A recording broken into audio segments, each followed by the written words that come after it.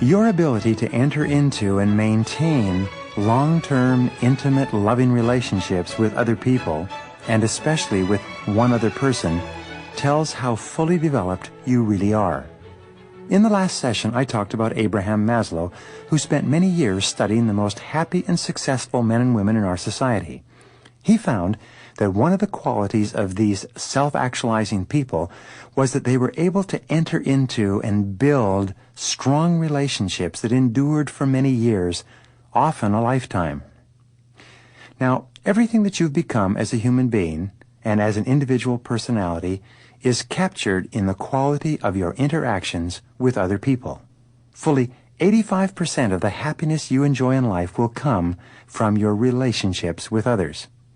Unfortunately, this also means that fully 85% of your unhappiness and frustration will come from problems that you have with other people, especially the people who are closest to you.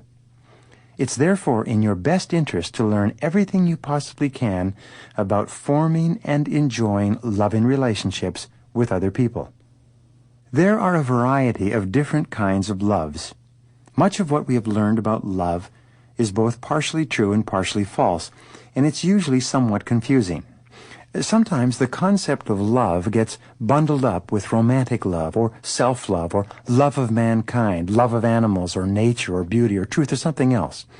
For each person, the scope and quality of the love he or she needs and requires to be fully happy and fulfilled is different. Just as plants strive upward toward the light of the sun, you as a human being strive continually toward the major sources of love in your life. It's been said that everything we do is either to get love or to compensate for the lack of love. Virtually all personality problems can be traced back to love withheld in early childhood. Most adults spend the second 50 years of their life getting over the experiences of the first 5 years, most of which were associated with inappropriate mixtures of love and punishment and criticism and negativity. We know that the adult personality is healthy to the degree to which the child received a high quality and quantity of love during the first 3 to 5 years of his or her life. If, for any reason, there was a breakdown of love at this time, the adult will manifest these shortages and deficiencies in his or her relationships with other members of the opposite sex when they grow up. Dr. Morris Massey says that as adults, we seek for what we most felt we were deprived of as children. We're internally driven below our subconscious levels to attempt to fill a void or gap that arose in us in early childhood and which we were almost completely unaware of. As adults, in all of our love relationships, we're oriented toward completion and fulfillment of some kind, toward satisfying deep unconscious needs that arose during our formative years. The brilliant Harvard psychologist and sociologist Pitirim Sorokin studied the phenomenon of love extensively and wrote about it in his book, The Ways and Powers of Love. In this marvelous work, one of the most complete treatments of the subject of love ever written, Sorokin describes every form of love and the different qualities that are manifested in the practice of love. For example, he talks about the breadth of love, how many people a person can love at one time. He refers to the intensity of love, or how deeply one can feel about another individual. He talks about the duration of love, the specificity of love, the variability of love, the stability or enduring power of love, and several other aspects of the subject. What he makes clear is that love is not a simple thing at all. And because it's so important, it's well worth our while to learn as much about it as we can. Sometimes, just a little knowledge of the subject of love can have a wonderfully positive effect on our relationships with others and can give us the tools that we need to be more happy with other people. Dr. Edmund Opitz, a teacher of mine many years ago, once observed that you can take almost anything to excess except love. He said that love is the one thing in the world that there can never be too much of. I never forgot those words, and over the years I found that they are as true as anything can be. Perhaps the most wonderful thing about love is that the more you have of it for others, the more of it you have for yourself. The more often that you tell another person that you love him or her, the more love you have for yourself. Love only grows by sharing. The more of it you give away, the more of it you have. And the converse is unfortunately true. The less of it you give away, the less of it you have for yourself, which goes to explain a lot of unhappiness. Many parents would agree that one of the great benefits and blessings of having children is they teach us more about unselfish, unconditional love than we could ever learn without them. Children in their formative years are like sponges for love. They can absorb love like the desert sand can absorb water.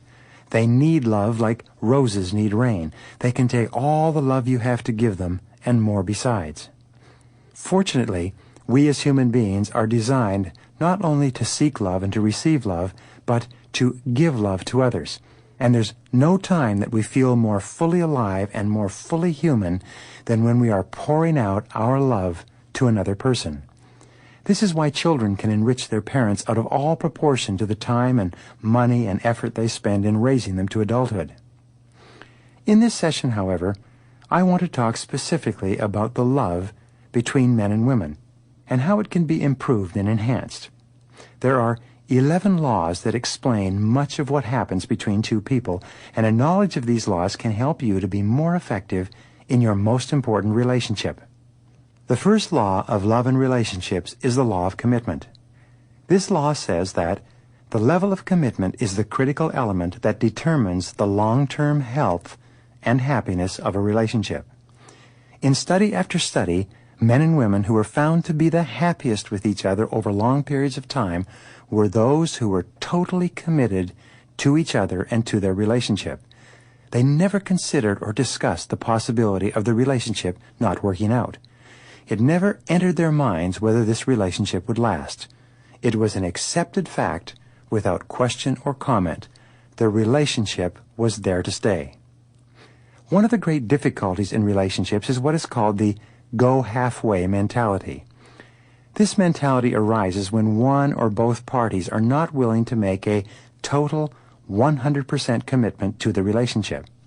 One or both of them is hedging their bets, and they're playing it safe.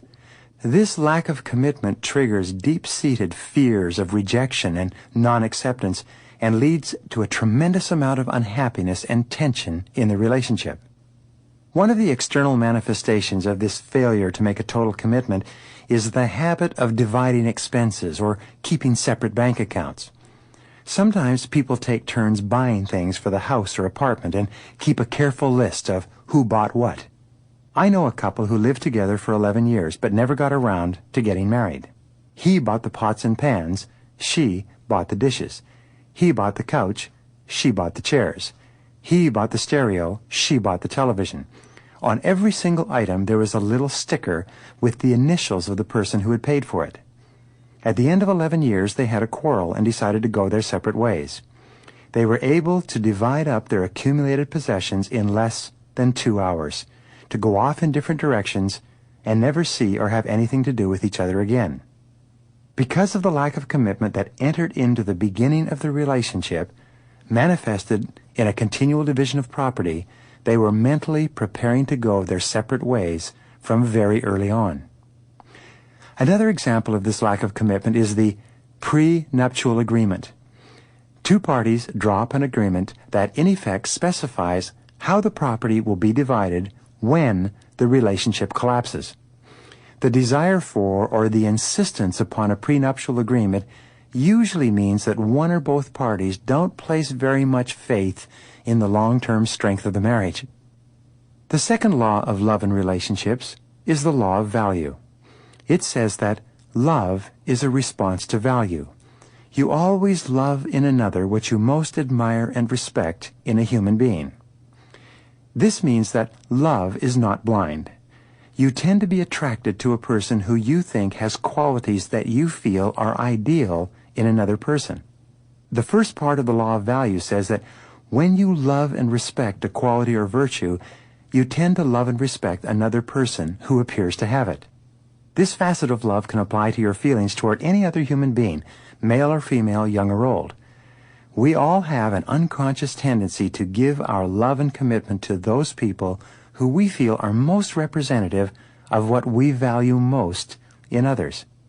Part 2 of this law says that in a love relationship, you tend to love and be more compatible with another who possesses qualities you admire and which are complementary to your own.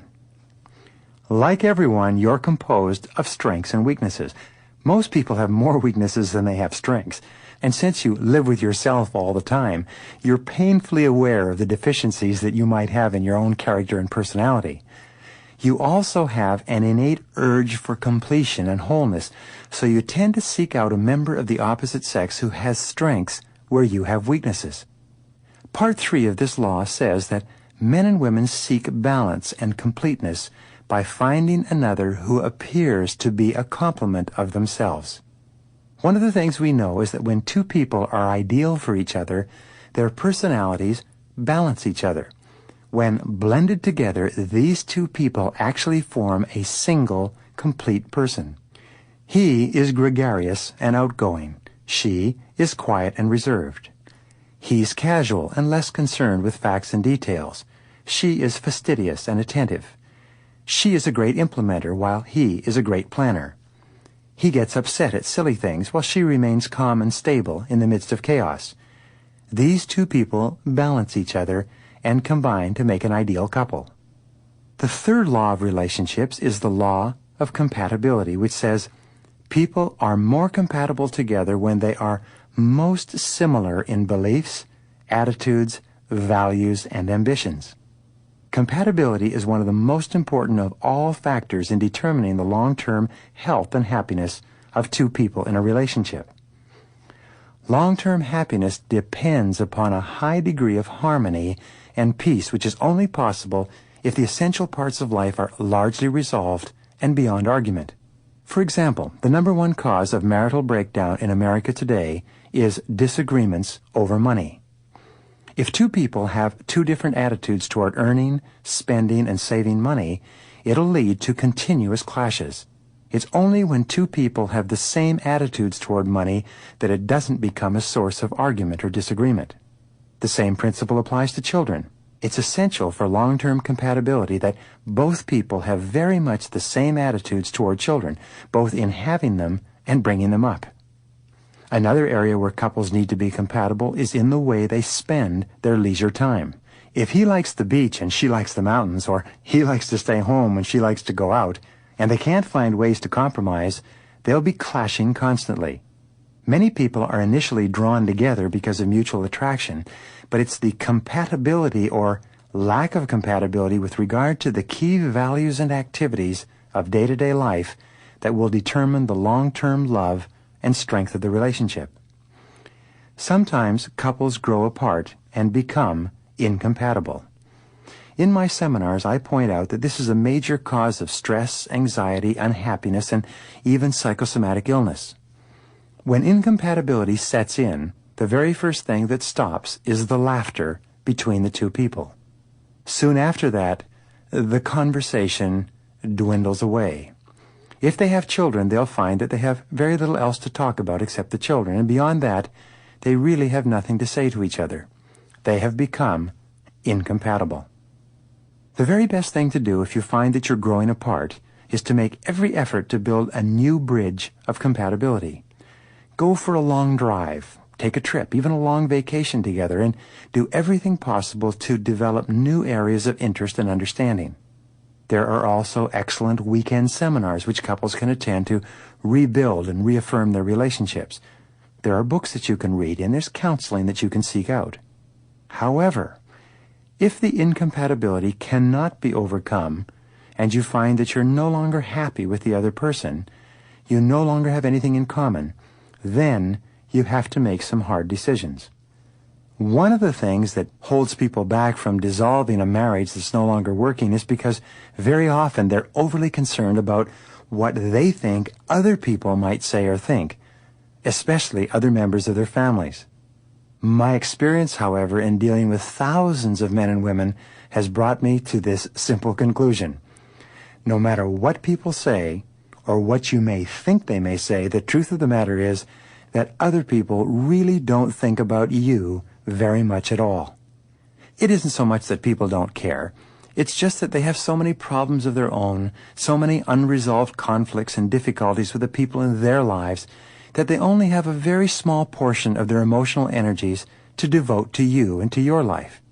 The bottom line is this: never stay in an unhappy relationship because of what you think others might say.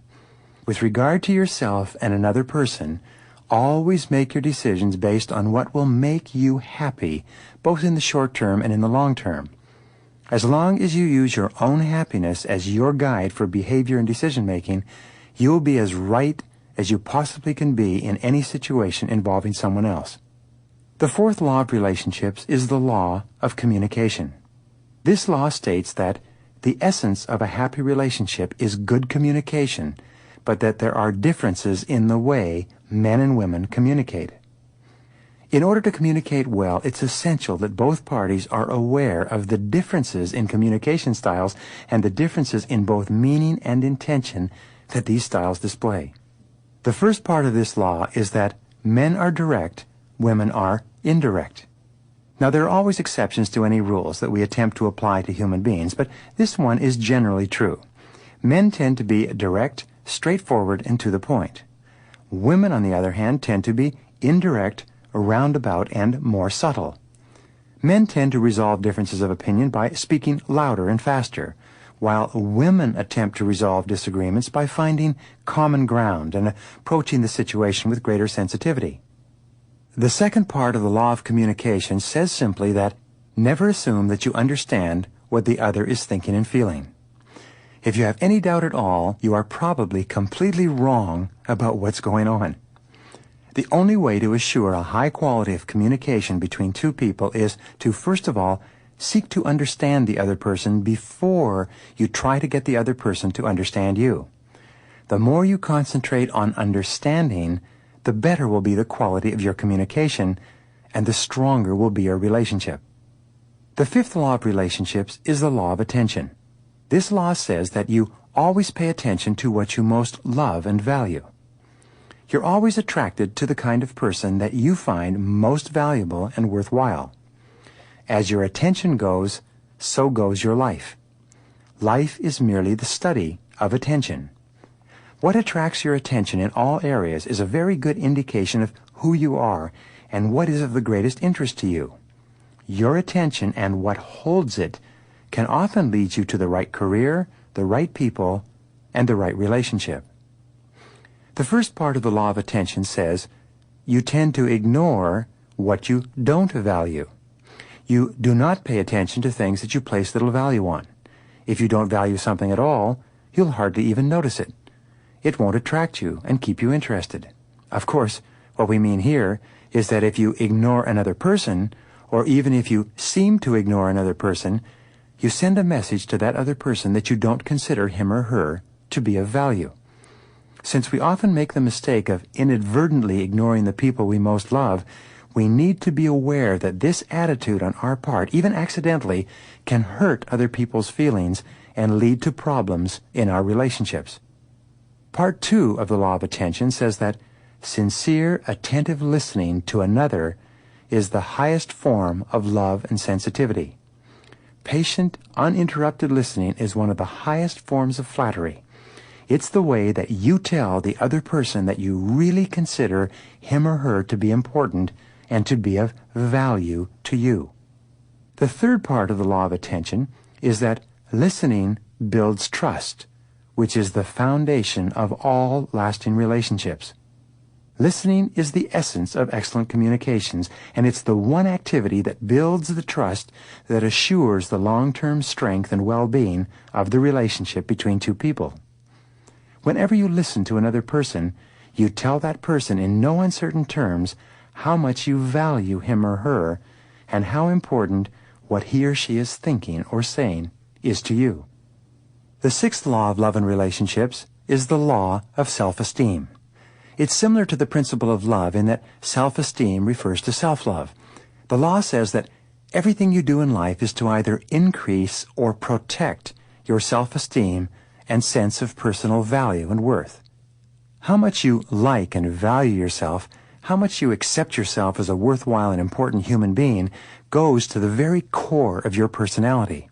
You are always most attracted to people and situations that build and reinforce your sense of personal value. Simultaneously, you tend to be repelled by people and situations that threaten or harm your self-esteem. Part 1 of this law says that you will tend to be happiest with a person who makes you feel good about yourself. In this sense, love is perfectly selfish.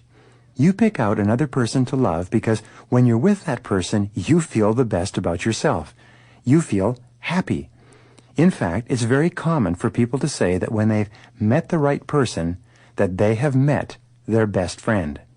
There's nobody that they enjoy being with and talking to and going places with more than that person. The second part of the law of self-esteem says that everything you do to raise the self-esteem of another causes your own self-esteem to go up and makes you like yourself more. One of the wonderful things about doing kindnesses for another person is that everything that you do which makes someone else feel better about themselves causes you to feel better about yourself. This is an example of the law of correspondence in action. Your outer world tends to be a reflection of your inner world. Your external life tends to be a mirror image of your internal life. Everything you do to make other people feel better about themselves reflects back on you and makes you feel better about yourself.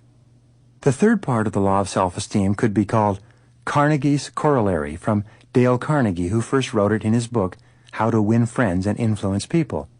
He wrote that you can make more friends in a couple of days by becoming genuinely interested in others than you could in a year trying to get others interested in you.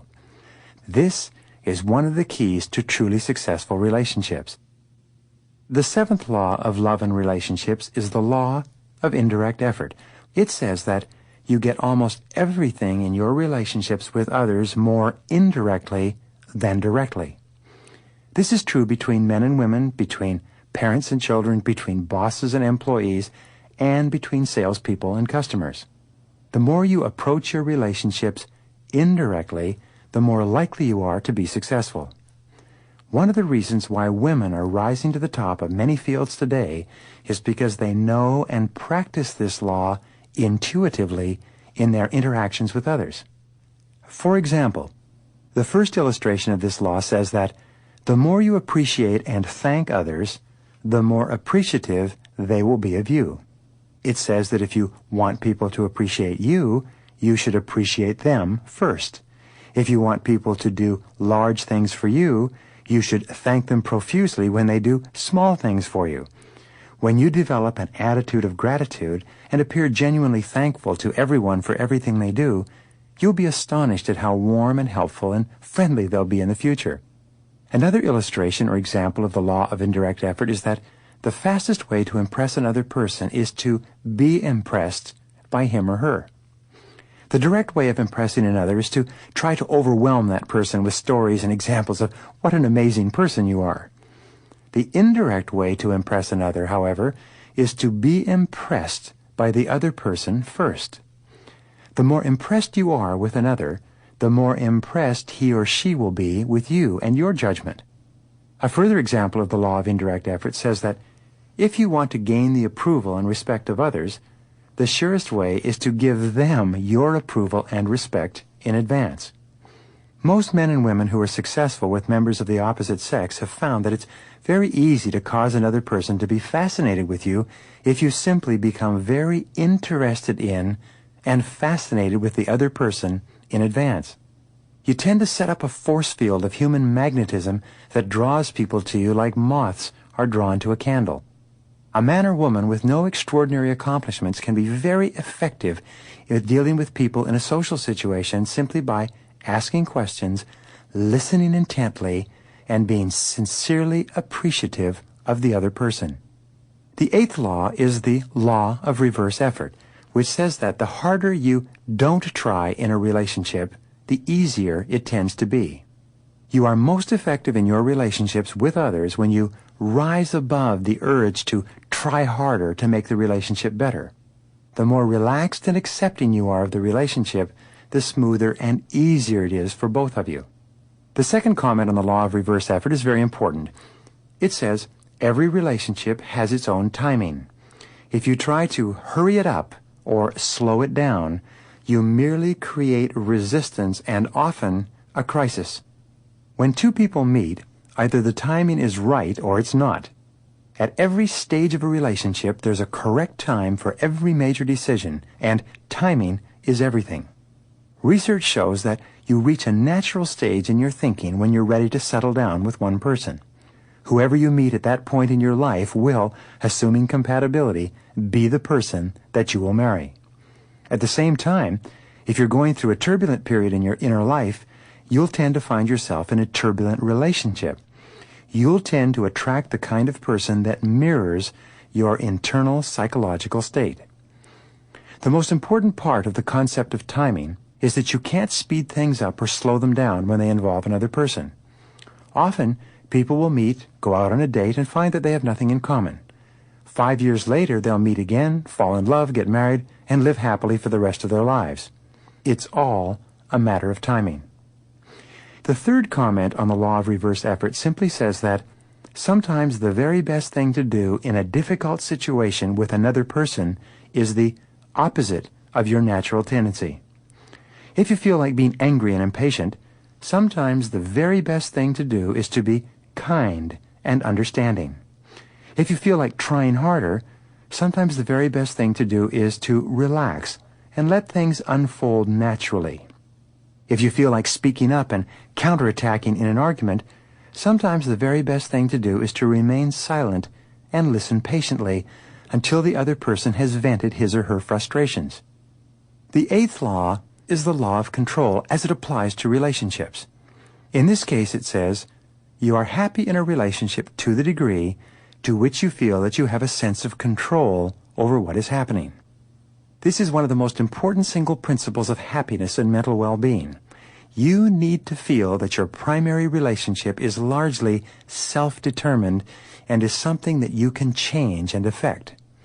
If you feel that you have too much control or too little control in a relationship, both conditions will lead to problems and unhappiness for both parties. Part 1 of the law of control in relationships says that you can increase your sense of control by asserting yourself and taking deliberate action to direct or change the relationship. And sometimes when you feel out of control in a relationship, the very best thing for you to do is to step up, put both your hands on the wheel of the relationship, and take firm, positive action to change things in such a way that they are more satisfactory to you. Make a decision. Get on or get off. Your very act of decisiveness and your willingness to take action can often resolve a difficulty with another person. Part 2 of this law of control, however, says that you can often assert control in a relationship only by walking away. In fact, it's only when you're willing to walk away from a relationship that you're in a position to change it, if change is possible. You must often be willing to end a relationship, to break it up and to put it back together on a new basis, if you're going to be able to change it or improve it at all.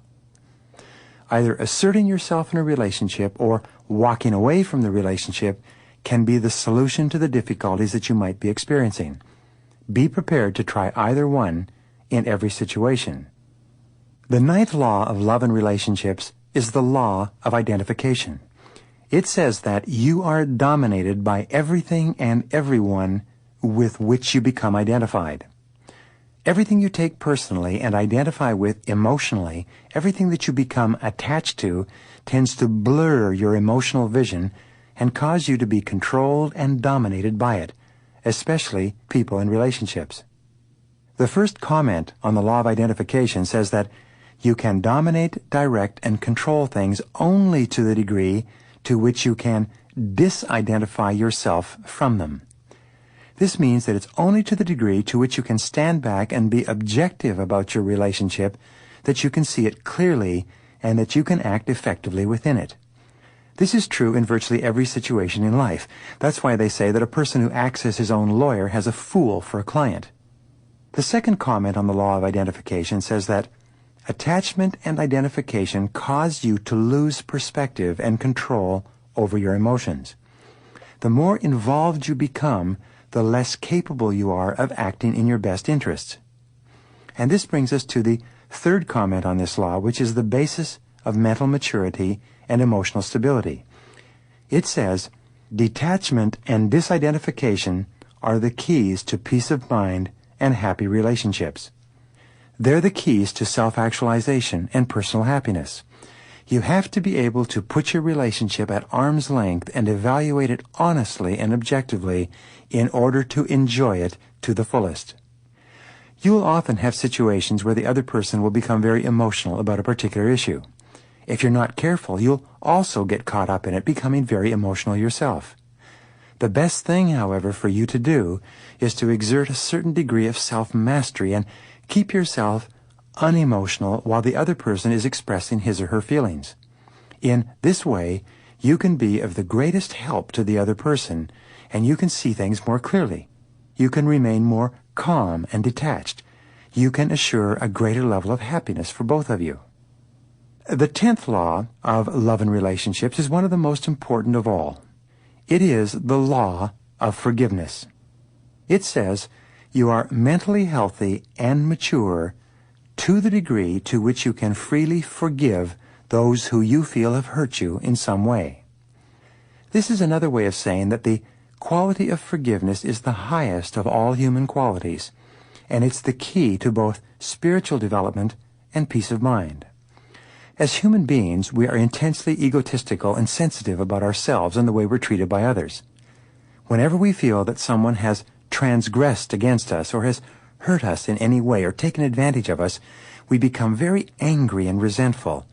And we tend to hold on to this anger and resentment far too long, thereby making ourselves negative and pessimistic and ineffective in our relationships with other people. The solution is for us to freely forgive everyone whom we feel has ever done anything to hurt us in any way. Accept full responsibility for your contribution to the situation.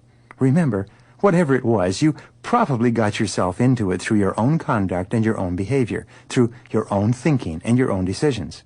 Therefore, you're at least partially responsible. However, the mark of the superior person is that he or she accepts the burden of responsibility and simply lets the negativity go. So forgive others freely and then get on with the rest of your life. The 11th and final law of love and relationships is the law of reality. In its simplest terms, it says, deal with people as they are, not as you want them to be. This law simply suggests that you don't try to change other people or expect them to change for you. Part 1 of this law says that to be happy, you must accept that people are what they are and that they're not likely to change. This is one of the most mature realizations that you can ever reach. Remember the words of that famous American philosopher, Flip Wilson, who, when he dressed up as Geraldine, would say, "What you see is what you get." Whatever another person is, that's what you get. People are what they are. People take an entire lifetime to become the individuals that you see before you, and they're not likely to change, even if they want to.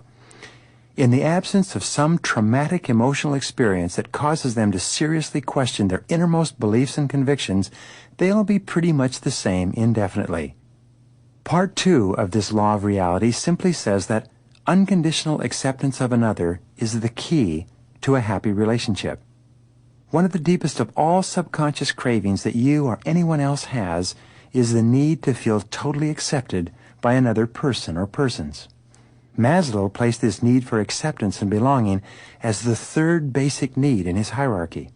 So instead of criticizing or condemning others, you should just accept them for the remarkable and unique human beings that they are. Most people don't realize that when they criticize another person or suggest that another person be different in some way, they're actually rejecting that other person and saying that he or she is not good enough for their standards.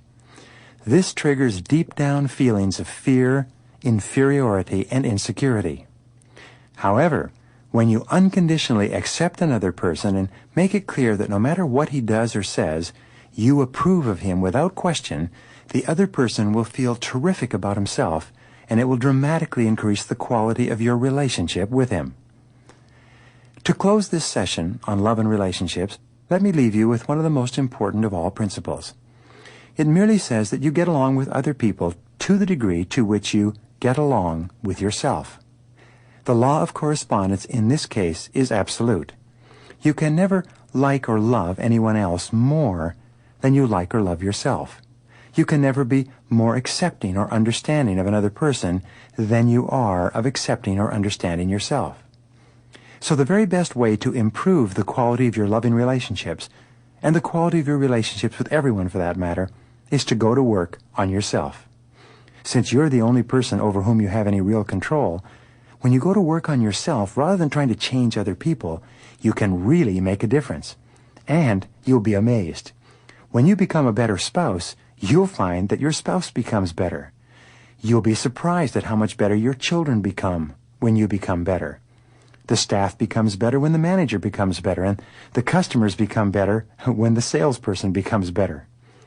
When you go to work on yourself and concentrate on becoming a better person through study and practice and reflection, every part of your human relationships will improve as well. You can make yourself into a superior human being simply by using all of your relationships and interactions with others as opportunities to live out the most important qualities you want to develop in yourself. You can become any kind of person you want if you are patient enough and if you persist long enough.